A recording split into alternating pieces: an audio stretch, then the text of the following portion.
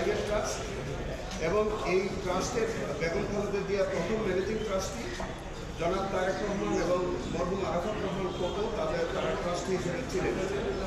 এই ট্রাস্টের মধ্যে ইম্পর্টেন্ট হচ্ছে যে সেখানে কোনো পাবলিক সার্ভেন্ট হিসেবে কেউ কোনো কাজ করে না। যদি পাবলিক সার্ভেন্ট হিসেবে কোনো কাজ না কেউ করে কোনো তাহলে পরে দুর্নীতি দমন কমিশনে সম্পূর্ণরূপে এখতিয়ার ভূমি করছিল এই মামলাটা।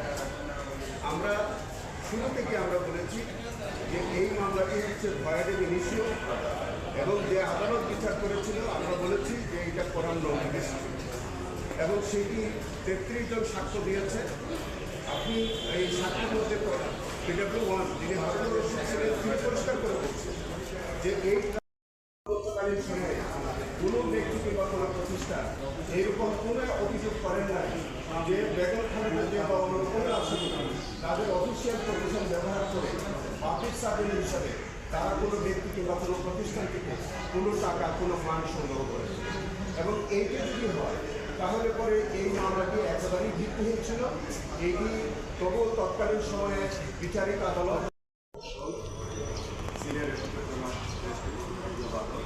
তারা সহ আমরা সবাই বুঝতে পারছিলাম। দেখেন এইটি হচ্ছে শহীদ জিয়া রহমান চ্যারিটেবল ট্রাস্ট।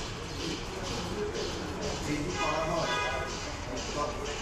শহীদ জিয়া রহমান চ্যারিটেবল ট্রাস্টটি গঠন করার উদ্দেশ্য ছিল যে বাংলাদেশ জাতীয়তাবাদী দল এই ট্রাস্টের আন্ডারে পরিচালিত হবে। তাছাড়া এই পার্টির আন্ডারে এই ট্রাস্টের অধীনে বিভিন্ন ওয়েলফেয়ারমূলক কাজকর্ম পরিচালিত হবে।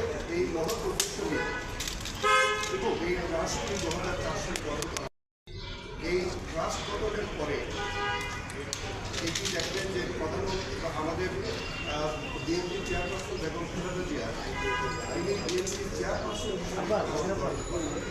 তিনি পাবলিক সার্ভেন্ট হিসেবে এই ট্রাস্টটি গঠন করেন এবং বেগম খালেদা জিয়ার সাথে অন্য দুজন যাকে আসামি করা হয়েছিল মনিরুল ইসলাম খান এবং জিয়াউল ইসলাম মুন্না আরিফ চৌধুরী তারা কিন্তু কোনো অফিসিয়াল প্রতিষ্ঠান থেকে তাদের পাবলিক সার্ভেন্ট হিসেবে কোনো কাজ রাষ্ট্র গঠন সংস্থাকে কাজ করে